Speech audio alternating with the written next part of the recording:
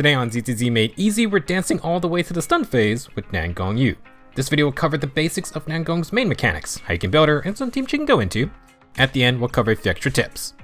This video was made in collaboration with Hoyocreators and uses footage from the creator beta server.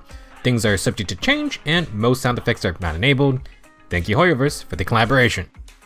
After years and months of waiting, the final Angels of Delusion member has arrived. Team Captain Nangong Yu is the first S-rank Ether Stun agent. Nangong deals immense bursts of days with her dual-wield Morning Stars, and she's going to be the first stun agent to specialize for anomaly agents. Nangong combines anomaly mechanics like Abloom and Polarity disorder with powerful stun agent perks such as stun time extension and increased stun damage. Nangong is not just an anomaly-focused stunner, she's more like a stun/anomaly DPS hybrid. If you peek at Nangong's core passive and addition ability, it's a little daunting.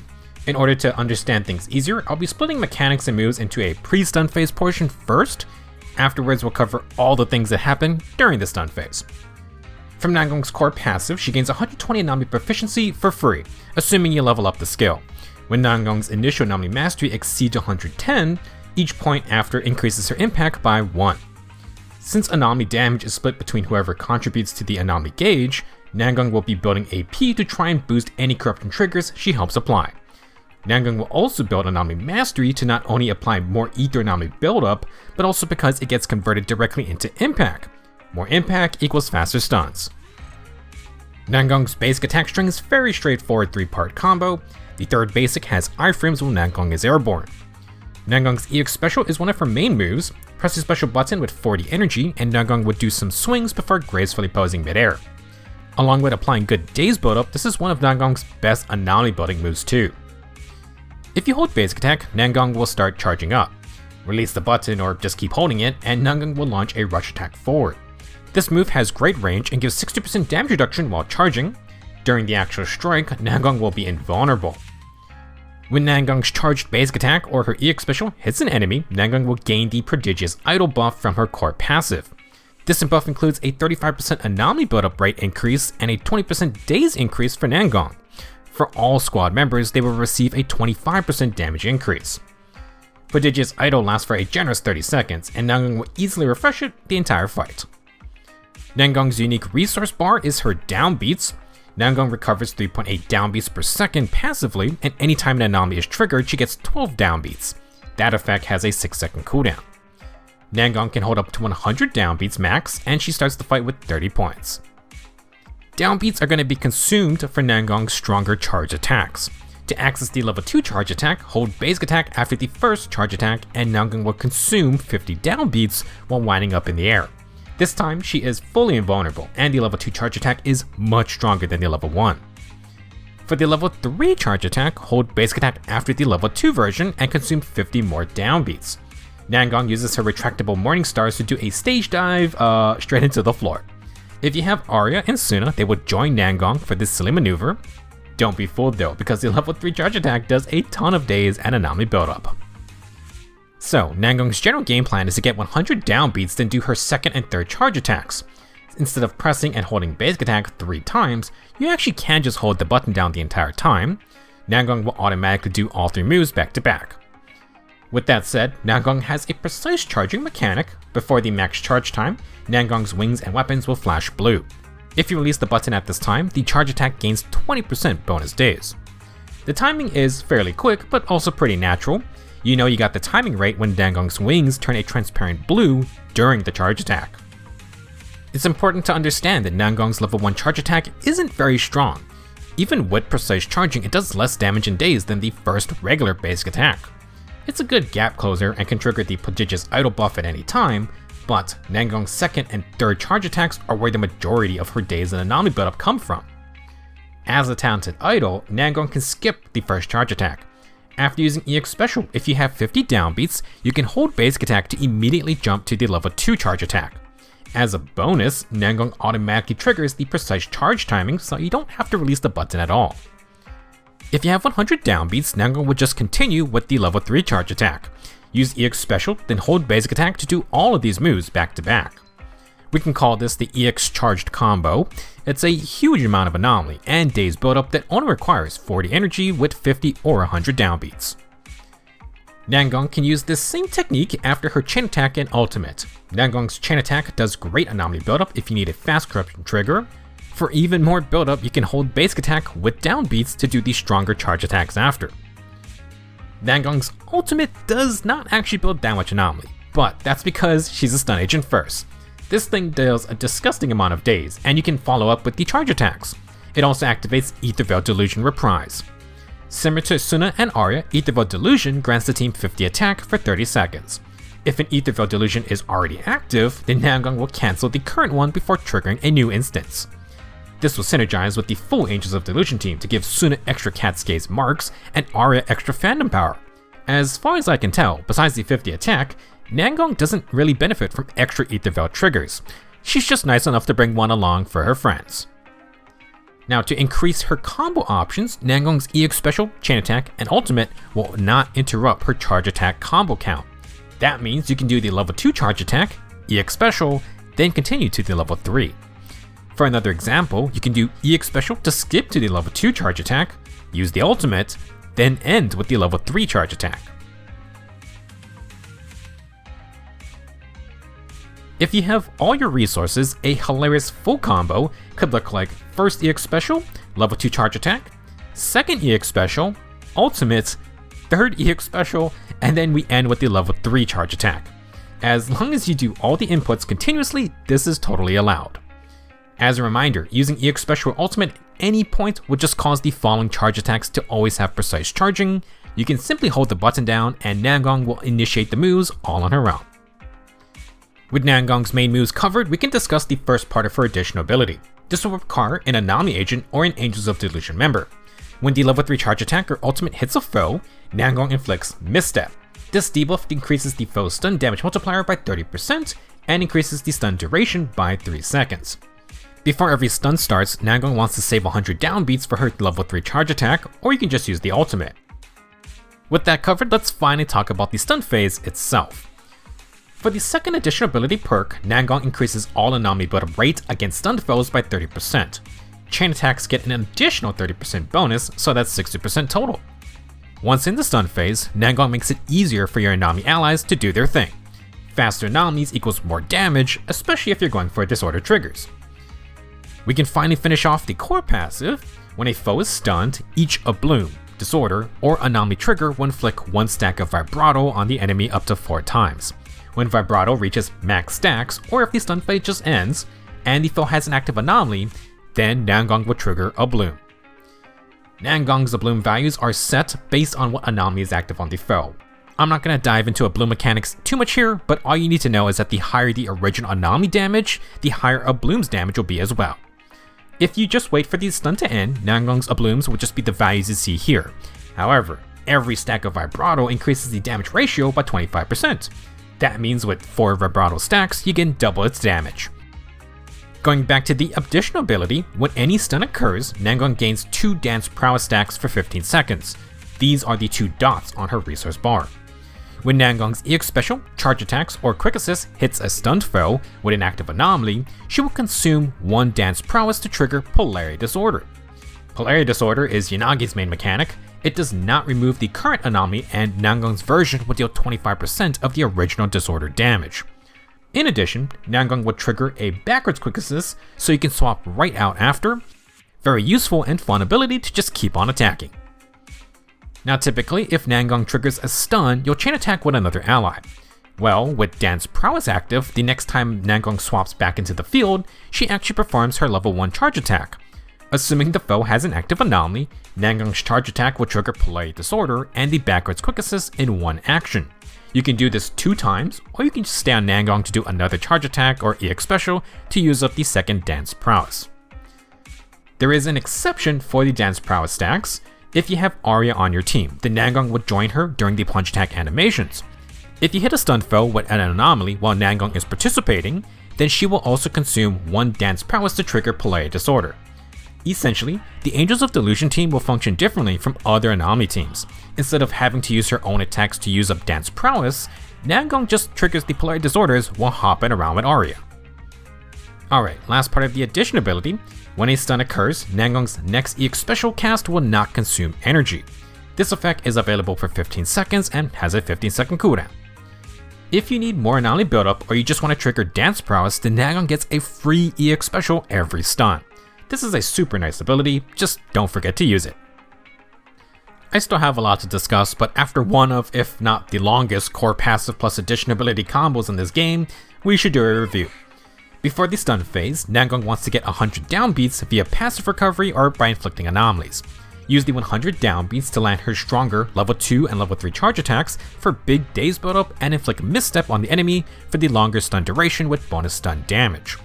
If you don't have 100 downbeats, you can instead use Nangong's ultimate to inflict Misstep. Once the stun phase starts, Nangong buffs the team's anomaly buildup rate. If you inflict 4 Ablooms, Disorders, or Anomalies, then Nangong can trigger a Vibrato Abloom once per stun. To help with this endeavor, Nangong gets 2 Dance Prowess, which allows her to trigger Polarity Disorder. With Dance Prowess, swapping to Nangong will do her level 1 charge attack automatically, which can trigger the Polarity Disorder and a backwards quick assist. Nangong also gets a free EX special each stun phase. Once the enemy is stunned, Nangong's role in the team will shift to a secondary anomaly DPS. She can add 1 Abloom, 2 Polarity Disorders, and her own anomaly buildup is quite good since she builds anomaly mastery. This allows her to create actual real disorders by triggering corruption. I was worried Nangong would only be for anomaly agents who can function as a lone anomaly DPS. However, Nangong has enough buildup to act like a second anomaly agent despite being a stunner. This makes her a lot more flexible than I was expecting, and her stunning power is actually really good on top of that. Nangong feels like a true stun/anomaly agent hybrid. No wonder Suna and Aria keep on calling her a genius. Next, I'd like to talk about general tips for Nangong and her various playstyles. First off, you should start the battle with an immediate level 1 charge attack since that will apply the Prodigious idle buffs. If you swap off and you start building your anomaly with your actual anomaly agent, then by the time it triggers, Nangong will usually have a full bar of downbeats. Nangong can swap back in with perfect assist for good daze and anomaly buildup. She has the stronger defensive assist, so against big boss attacks, Nangong only consumes 1 assist points. Once back in, Nangong's main on-field move will be her EX special plus charge attack combos. This skips the level 1 charge attack, while the level 2 and level 3 ones get automatic precise charging. If you need more anomaly buildup or daze, feel free to insert another EX special in between the level 2 and level 3 charge attacks. You can even use ultimate and it won't disrupt the combo. Nangong's playstyle with the Angels of Delusion team is fairly straightforward. Before the stun phase, if Nangong uses ultimate, that triggers Ethereal Delusion and can grant Aria 4 Phantom Power. After the first chain attack, she will gain 4 more. That allows Aria to do her 4 plunge attacks. Now, assuming Nangong is in the animation, she will automatically use her 2 Dance Prowess to trigger 2 Polarity Disorders on the first 2 plunges. Since Aria is triggering Ablooms, this also means Nangong will hit the max 4 Vibrato stacks very quickly. That's going to trigger Vibrato's 1 extra Abloom. At this point, Nangong's job is typically complete until the foe recovers from the stun. While Nangong can build for anomaly damage, once the stun phase is active, generally Aria will be the one who gets most of, if not all of the buildup via her chain attack and ultimate. Aria will need the time to be on field to do her plunge attacks, and she can refresh her Phantom Power with her ultimate plus Suna's EX special. As for the teams without Aria, Nangong's role as a secondary anomaly DPS is much more prominent.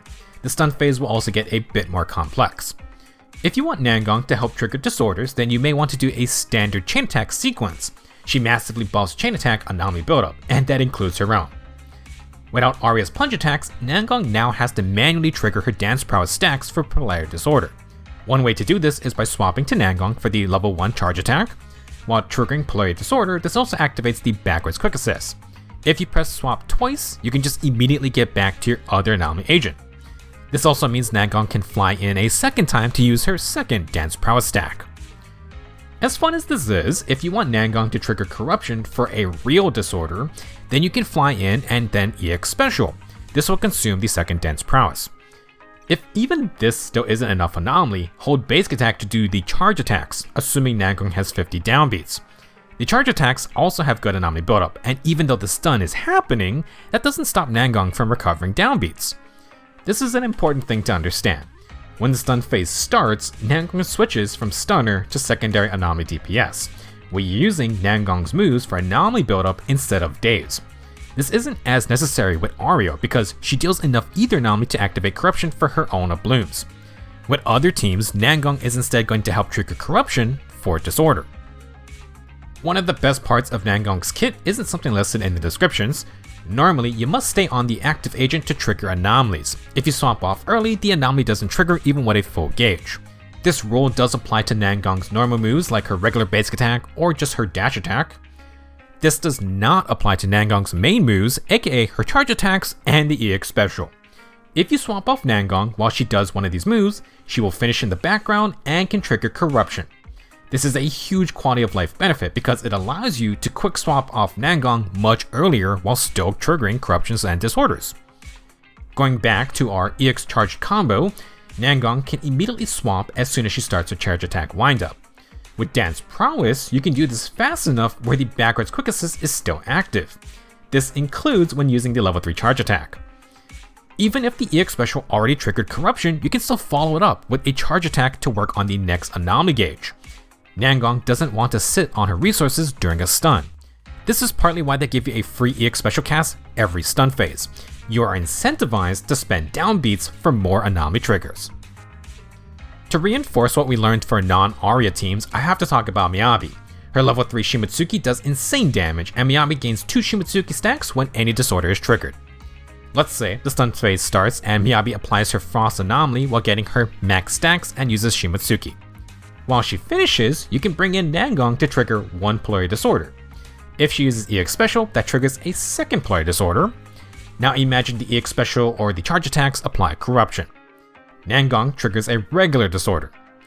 If I can count, that's 3 disorders, which grants Miyabi her max 6 stacks back. In other words, Miyabi can fire off a second Shimotsuki as soon as she finishes the first. There is so much potential for Nangong and Miyabi teams I will leave for you to explore. One tip that also applies to other teams is that I would try to play Nangong with manual chain attacks. The level 1 charge attack is a heavy attack and it's super fast, so you may need to be quick on holding EX special or basic attack as soon as Nangong flies in, so you skip the chain attack prompt. Delaying chain attacks can open up new rotation options and allow Nangong to use her EX charged combos. This order is all about when you apply anomalies, so having more control is good, especially since chain attacks are a good source of anomaly buildup. For builds, Nangong wants Impact to do her job as a stunner. However, she converts initial anomaly mastery into Impact at a 1-to-1 ratio, so mastery will be the main stat to focus on. There are only 3 sources of initial AM. Without her signature W engine, Nangong can use an anomaly mastery partition 6 disc and the 2-piece Faithless Melody set. This will get her to 173 AM, and that's good for a bonus 63 Impact. If you do have her signature, Nangong can get up to a 211 anomaly mastery. This appears to grant a lot more impact. However, keep in mind that the non-signature W engines typically have impact or daze bonuses instead. In my experience, Nangong stuns plenty fast even with A-rank W engines. Nangong's signature, Neon's Fantasies, has a 30% anomaly mastery main stat, and it grants 90 anomaly proficiency in battle. When you land an EX special or basic attack, the entire team gains a 15% damage buff for 40 seconds, stacking 2 times. If you have both stacks, the user gains an extra 60 AP. Nangong literally just needs to land 2 basic attacks and you fully activate the W engine.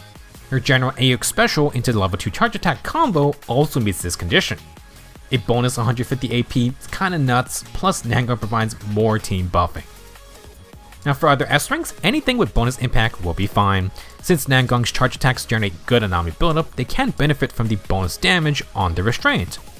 If you'd rather have more energy, then Hellfire Gears provides energy regen off field. You can also weave in 2 EX specials while doing the higher level charge attacks. As a fair warning, if Nangong appears in Suna and Aria's joint animations, that will count as being on field. That is a slight downside. Moving on to the A ranks, in version 2.7 during the Simmer Hot Pot event, you can get the A rank Simmering Pot W engine. It has a 15% impact main stat, and when you use an assist follow-up, the foe takes 11.5% more daze and damage from the equipper for 30 seconds. While Simmering Pot doesn't grant as much bonus daze as Precious Fossilized Core, it has a bonus damage component which Nangong could utilize. If you need fast stuns, Precious Fossilized Core gets its full effect for Deadly Assault if you're just going for the 20k S rank threshold. For a more comfy all-around option, Steam Oven grants 50% energy regen and grants impact based on your energy levels. Nangong doesn't have huge energy issues, but it's nice to spam more EX specials because that equals more anomaly buildup. For drive disc, let's start by saying Nangong could run 4-piece King of the Summit and build 50% crit rate like pretty much every other stunner. She could also run Astral Voice.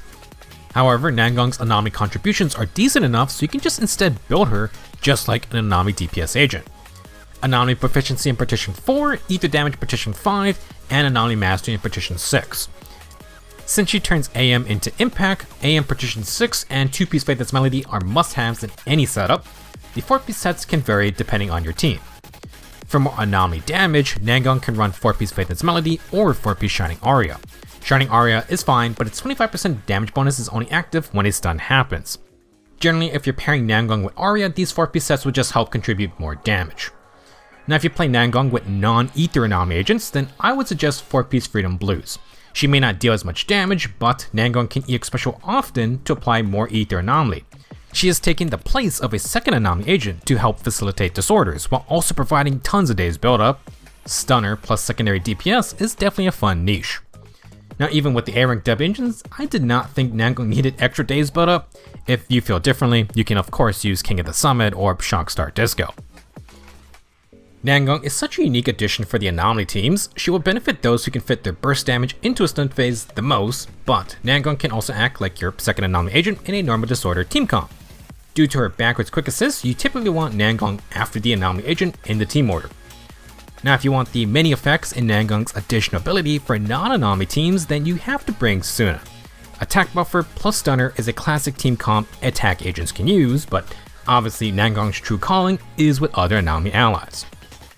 The full Angels of Delusion team is very synergistic. Suna provides attack buffs, Nangong gets stuns quickly, and Aria plunge attacks away. The 3 Ether Veils from each agent will feed Aria more Phantom power, while Suna's Cat's Gaze marks and Nangong's Abloom and Polarity Disorder will add bonus damage. While Aria will have mostly the contribution during stuns, Nangong's extra buildup can help Aria stack Weeping Gemini's AP buff if you want to give that a try. For other anomaly DPSs to pair with Nangong, Alice is a good example. Her Starshine Waltz triggers Polarity Assault, which can disorder with the normal Assault, and while Alice is finishing the move, Nangong can come in to apply her own corruptions. Yanagi can trigger Polarity Disorders with her EX special and ultimate, so you want to save energy for the stun phase. As a bonus, Yanagi's Disorder Damage Multiplier buff should apply to Nangong's Polarity Disorder. In general, you can treat Nangong as a secondary anomaly DPS, so any non-ether agent can work with her for disorders. I had a lot of fun with Bernice, but if you're a newer player, then Piper is an okay option. I did try Nangong plus 2 anomaly agents, but this runs into the same issues as to why we don't really see triple anomaly teams. 1, there's a cooldown on disorder. 2, it's generally just more effective to run a buffing support. Now for some agents, their addition ability may grant extra anomaly buildup such as Jane or Yanagi. In these cases, you can substitute that effect with Yuzuha's Sugar Burst Sparkles that can adapt to any anomaly attribute. As the premier anomaly support, Yuzuha plus Nangong will pretty much work for anyone. You can substitute in any attack buffer like Astra, Zhao, or Lucy, but Yuzuha is just so valuable for all anomaly teams. For lowering enemy defense, you can use Rina, and Nicole's ether damage buff will also benefit Nangong. Now since I mentioned the Nangong plus Suna attack teams, some use cases could be for Nangong to upkeep corruption to utilize the chaotic metal drive disc set. Harumasa's playstyle can shift if foes have anomalies outside the stun phase. However, Nangong stuns so quickly that honestly it's not that different from his normal stun playstyle. Nangong can set Harumasa up with free quivers though, so in theory it's a very neat team, but a lot of Nangong's kit isn't really being utilized. That brings us to Miyabi, who I had a whole section on earlier. Nangong's ability to stun quickly, trigger disorders regularly, and getting 2 free Polarity Disorders every stun makes her insanely fun for our first Void Hunter. This team definitely requires some practice, but even with my short playtime experience, the results were pretty impressive. If you like the Mono Ice team, I did find Sokaku to work well in place of Yuzuha, but she can't buff Nangong at the same time, so it's not ideal. Still, Sokaku has good anomaly buildup herself, and if the enemy can be frozen, well, the results are going to be even more disgusting. Let's briefly cover Nangong's Mindscapes. For M1, when an EX special or charge attack hits a foe, their all attribute resistance is decreased by 18% for 40 seconds. M1 adds resistance shred for all attribute types, and you can start the 3 charge attacks right off the bat. For M2, there are 3 effects. First, Vibrato's additional Abloom damage ratio increases by 10% for each stack. Each stack now increases the damage ratio by 35%, so all stacks would be 140%. Second, the addition ability stun damage multiplier is increased by 30%, which gives us a plus 60% total. Third, any chain attack happening on a stun foe when an anomaly triggers the same polarity disorder effect as Dance Prowess. Excellent news for Miyabi, but for some balancing, this can only occur once per stun phase. Overall, M2 is solid. Nangong adds more personal damage and doubles her stun damage bonus. M4 is pretty clear cut. Nangong gets another 40% anomaly proficiency. Her charge attacks gain 35% more anomaly buildup rate. More personal damage, more anomaly contribution. For M6, Nangong gets 50% increased days. On non-stunned foes, she can inflict up to 4 stacks of Vibrato, modified. This is actually the same mechanic as the core passive, just modified to apply before a stun phase. This time, Nangong can inflict stacks with EX Special, charge attacks, and ultimate. Instead of clearing at 4 stacks, Vibrato modified waits till the stun phase starts. At that time, it will clear all stacks to trigger a slightly stronger Abloom that also increases based on your stack number. Essentially, M6 grants a large days increase for all moves, and it gives Nangong a second Abloom trigger. The Abloom still occurs during the stun phase, you just get the stacks before the stun for the modified version. If you want to invest in Nangong, her signature is the only stun W engine with an anomaly mastery stat, and I assume we're not going to see a second one for a while. It also grants a team damage buff and up to 150 AP for Nangong herself. Among her Mindscapes, M1 and M2 both increase the team's damage, but all Mindscapes boost Nangong's personal damage. Nangong is very solid out of the gate, so you can't really go wrong with any of these extra goodies. For the after party section, I'll cover Nangong's other moves in a more casual manner. Nangong's dash attack doesn't really launch her to the enemy, she will spin in their direction, but it's not a gap closer. The dash attack does chain into Nangong's third basic attack directly. However, the dash attack does less days buildup than the first and second regular basics, so it's not a go-to move in my opinion. For a proper gap closer, just do the first charge attack without moving. As a bonus, Nangong's first charge attack has a built-in block, and if you clash with the enemy, it counts as having precise charging's days bonus. Nangong's dodge counter is a basic slam attack with a decent amount of iframes. Ironically, I feel like I didn't use the dodge counter much because Nangong has a lot of stagger on her main moves. There were a couple fights where the boss just could not do anything if I chained the EX charged combos into ultimate. I think what also added to this is that a lot of ether weak foes will get interrupted when you apply corruption. That's a neat side effect to being a stun and anomaly hybrid. As if Nangong didn't already do a lot of things well, her AoE effect and grouping capabilities are quite impressive. When Nangong slams her Morning Stars into the ground during her third charge attack or her chain attack, they actually pull enemies in. Since she applies good anomaly damage, I think it can be better to start stuns on small mobs with another agent than chain attack with Nangong, especially if your anomaly agent doesn't have wide AoE or grouping. The suction effect can even work on like elite mobs. Last thing to showcase, as I've mentioned, the Angels of Delusion have joint attack animations. Nangong has her Dance Prowess interaction with Aria's punch attack, but if you swap to Nangong mid-air while she has Dance Prowess, she's just gonna fly in with her charge attack. As for Suna's second EX special, of course Nangong joins in for the picture. In Nangong's third charge attack, all 3 will flop onto the ground. Unlike Aria's punches, if you swap to Suna or Aria, they will actually appear on the ground ready to act. Finally, the Angels have a joint Dance Idol animation. Whoever is your active agent will be the center. In conclusion, Nangong is the first of her kind. She is not just an anomaly-focused stunner. No, she's more of a stun/anomaly DPS hybrid. Being able to trigger corruption for disorders consistently is a huge boon, and single anomaly teams kinda just function like a double anomaly disorder team thanks to Nangong. One downside is that activating addition abilities can get tricky because Nangong isn't actually an anomaly agent. You do need to be wary of that. That's all I have for this video. Nangong exceeded my expectations for sure. Thank you for watching, have fun with our final Angel of Delusion, and I will see you in the next video.